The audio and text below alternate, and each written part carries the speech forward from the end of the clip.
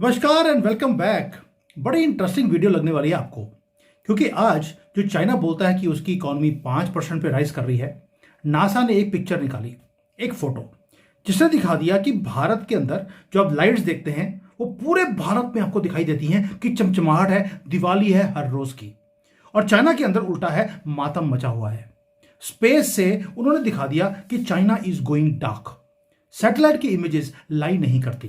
क्यों? क्योंकि बेजिंग ये बोलता है कि पूरी कंट्री उनकी 5% जीडीपी ग्रोथ दिखा रही है, लेकिन जो नाइट के अंदर लाइट्स हैं उसका डाटा दिखाता है कि जो स्टोरी है वो डिफरेंट है। इंडस्ट्रियल जोन्स के अंदर लाइट ही नहीं है, जो पोर्ट्स हैं वहां पर भी ट्रैफिक नहीं दिखता। जो रियल ग्रोथ नंबर्स हैं वो ऐसा लगता है कि जीरो हैं, क्योंकि पूरे कंट्री में आप देखिए अंधकार है। और ये जो लाइट आती है वो आती है इंडस्ट्रियल ग्रोथ से, जैसे आपको भारत में दिखती है।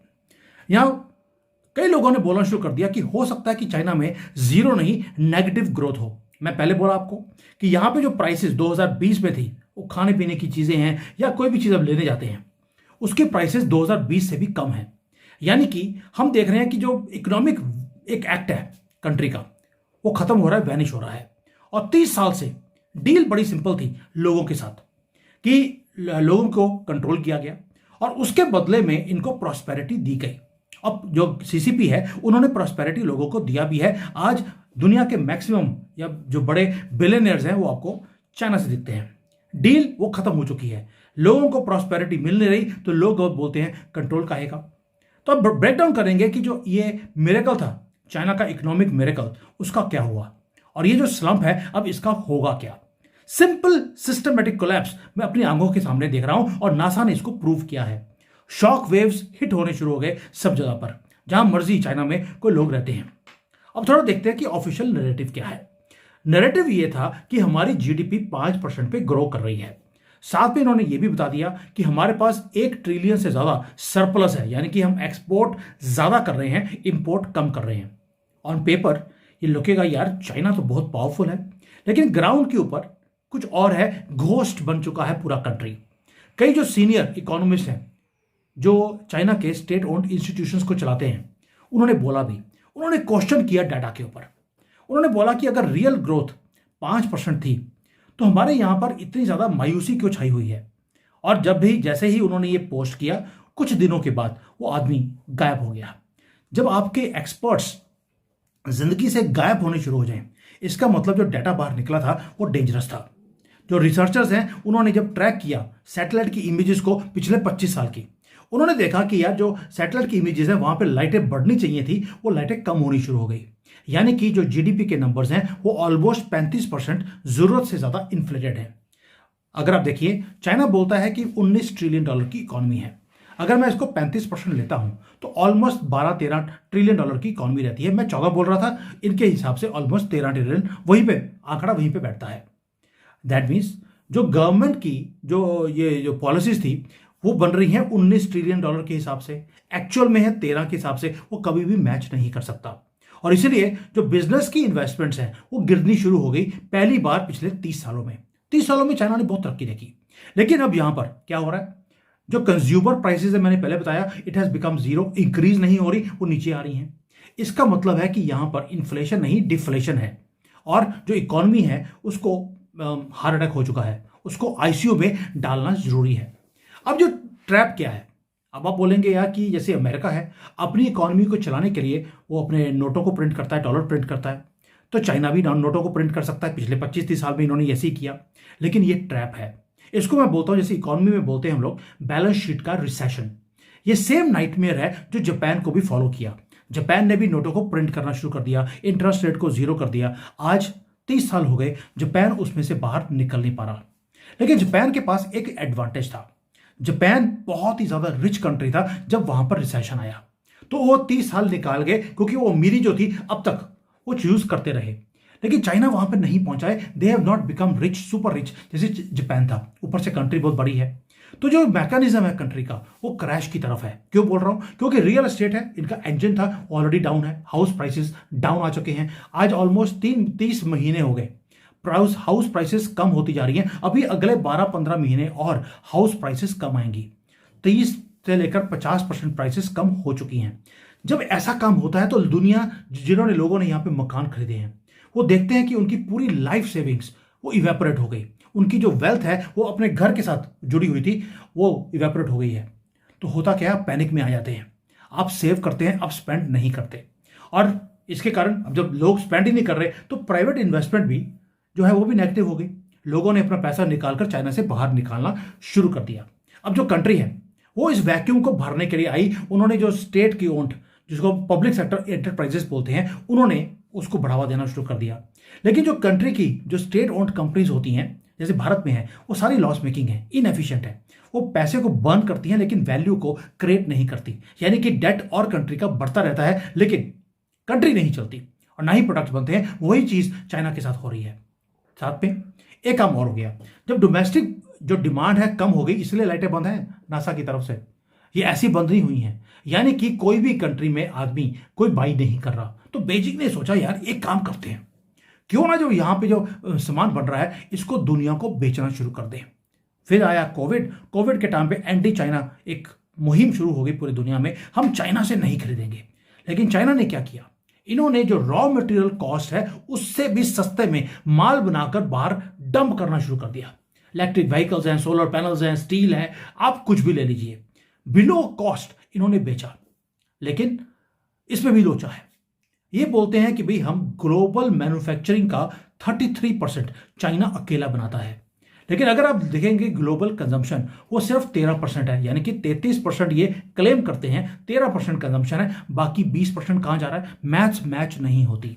इसका मतलब क्या है कि ये माल बना तो रहे हैं लेकिन ना तो कंट्री में बेच पा रहे हैं ना ही दुनिया को बेच पा रहे हैं, क्योंकि ट्रेड की वॉल्स अब क्लोज होनी शुरू हो गई। यूरोप इन्वेस्टिगेट कर रहा है कि यार ये कैसे कर रहे हैं, ये रॉ मटेरियल कॉस्ट से भी माल सस्ता कैसे बेच रहे हैं। यूएसए ने अपनी कंट्री को ब्लॉक कर दिया। जो डेवलपिंग कंट्रीज हैं जो इनके नीचे थे बेल्ट एंड रोड इनिशिएटिव के कारण, वो भी सारे के सारे डाउन करते जा रहे हैं। उनके पास हैसियत नहीं रही कि अब इनसे माल खरीद सके।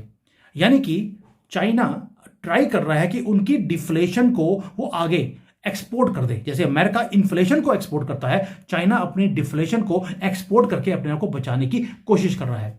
लेकिन दुनिया ने अपने दरवाजे बंद करने शुरू कर दिए। यानी कि चाइना की जो फैक्ट्रीज हैं जो पहले फुल स्पीड पे चल रही थी, आज बत्ती जो है वो गुल है इनकी। And they have nowhere to send the goods, यानी कि गोडाउन भरे पड़े हैं, सामान जाने के लिए कोई कंट्री ही नहीं है। इसको बोलते हैं फैक्ट्री मेल्टडाउन।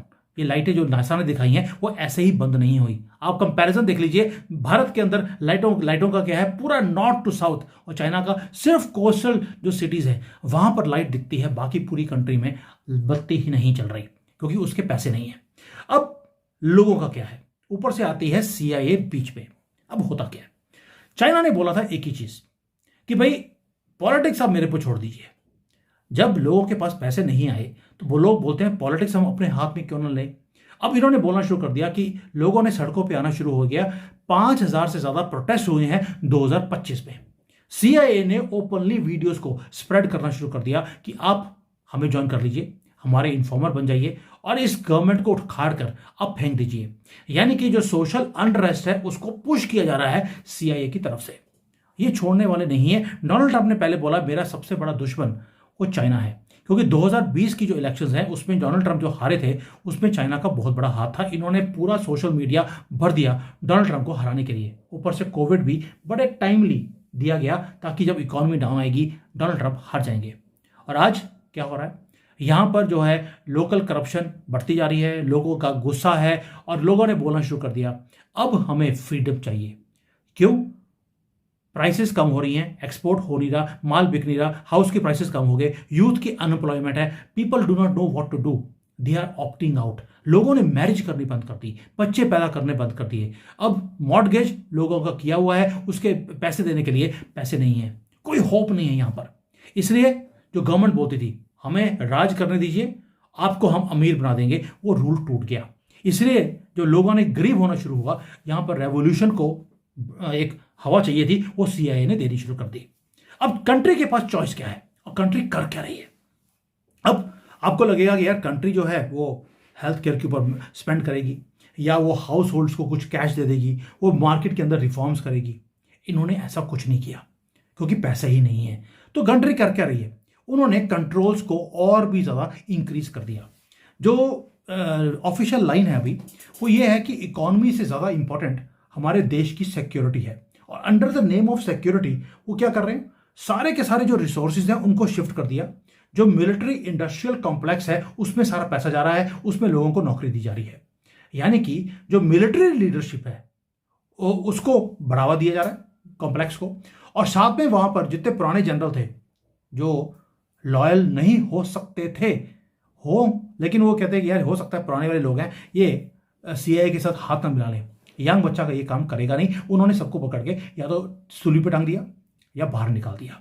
यानी कि एक फोर्ट्रेस बनाया जा रहा है, मिलिट्री अपने कंट्रोल में, इकोनॉमी को कंट्रोल किया जा रहा है कंप्लीटली, और वेस्ट से, क्योंकि उन्हें मालूम है चाइना को कि जो वेस्ट है वो डीकपल कर रहा है चाइना से, डोमेस्टिक मार्केट कोलैप्स हो रही है, they know it. That is why China is now preparing for a full blown conflict. They are choosing tank over butter, और जो सर्वेलेंस है वो बढ़ा दिया गया है। ये वो नहीं है, गवर्नमेंट नहीं है चाइना की जो अपनी इकोनॉमी को बचाने की बात बोलती है। ये चाइना की गवर्नमेंट उस रास्ते पे पहुंच चुकी है जहां पर ये अपने आप को बचाने में लगे हैं। वर्डिक्ट बड़ा साफ है दोस्तों, पूरी दुनिया ने इकट्ठा होकर चाइना को नीचे करने की कसम खा ली है। जो राइज ऑफ चाइना था, मिरेकल ऑफ द वर्ल्ड, वो नरेशन खत्म हो गया।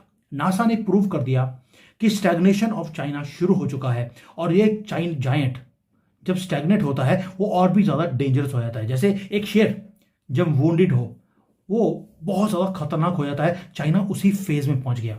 यहां पर अब ये अपने कंट्री को बिल्डअप करने की, आगे लेके जाने की जो कोशिश कर रहे हैं वो नहीं हो रहा, इसलिए प्रेशर कुकर उसके अंदर सिटी तेजी तेजी से बढ़नी शुरू हो गई। जो लिड है जिसने इन्होंने अपने कंट्री के अंदर एक पूरा सिक्योरिटी को तेज किया हुआ था, पूरा लिड को टाइट था कि कोई सर ऊपर उठा ना सके, अंदर ही अंदर जो फायर है वो बर्न कर रही है। और इसलिए मेरी एक एक डाटा के ऊपर नजर है, मैं हेडलाइंस को नहीं देखता हूं, और मेरी खुशनसीबी है कि मेरे यहां पर इंडियन जो मीडिया है या इंटरनेशनल सोशल मीडिया वो नहीं चलता, तो उसके कारण मैं चीज़ों को क्लियरली देख पाता हूं। मैं देखता हूं जब ये नासा की मैंने फोटोज देखी, एक मैं हक्का बक्का रह गया कि यार यहां पर जो शिपिंग लाइन्स है वो शिपिंग लाइन्स उतने नहीं आ रहे जितने पहले आ रहे थे। जब मैं स्ट्रीट्स में देखता हूं लोग, दुकानें बंद हो रही हैं, every second shop is closing down. जब मैं देखता हूं कि यहाँ पे बिजनेस जो है, मायूसी है सब जगह पर, और ये जो चाइना की ग्रोथ स्टोरी थी वो खत्म होती हुई मैं अपनी आंखों के सामने देखता हूं। 15 साल से मैं चाइना में हूं, मैंने चाइना को थ्राइव करते हुए, राइज करते हुए देखा है। और ये जो चाइना का सर्वाइवल है, इसकी जो सर्वाइवल क्या, इसकी तो इवन कि इसका बचना भी मुश्किल लग रहा मुझे, जैसे आज की डेट में चल रहा है। और जो स्क्रिप्ट है इसको खत्म करने की, वो चाइना खुद नहीं बना रहा, वो बाहर से बन के आ रही है, and they are also trying कि किसी तरीके से इनको कदमों में लाया जाए। क्यों बोल रहा हूं, जो इनकी आखिरी डायनेस्टी थी, चिंग डायनेस्टी, 1912 में वो खत्म हो गई। उस टाइम पर भी यही हालात थे। पूरे जो वेस्टर्न वर्ल्ड है उन्होंने आकर चाइना को इतना स्क्वीज किया कि इनको घुटनों पे ला के खड़ा कर दिया, और उसके बाद पूरी कंट्री को टेक ओवर कर गए, इसके टुकड़े कर दिए इन्होंने। और उसके बाद दोबारा से वही टाइम दोबारा से अभी आया है 100 साल के बाद। मुझे नहीं लगता कि इस बार चाइना उस पोजीशन में है। चिंग डायनेस्टी में फिर भी दे वर वेरी पावरफुल, अभी इकोनॉमिकली दे आर पावरफुल, लेकिन बाकी जो चीज़ें अभी चल रही हैं ये अपने आप को सस्टेन नहीं कर पाएंगे, क्योंकि इकोनॉमी का साइज बहुत बड़ा है। 13-14 ट्रिलियन डॉलर, यानी कि भारत से ऑलमोस्ट 3-4 गुना बड़ी इकोनॉमी है। खर्चे 19 ट्रिलियन के हिसाब से, और आमदनी 13 ट्रिलियन के हिसाब से, और वो भी आ नहीं रही क्योंकि ना एक्सपोर्ट है ना इंटरनल कंजम्पशन है। आप सोच के देखिए कंट्री सर्वाइव कैसे करेगा।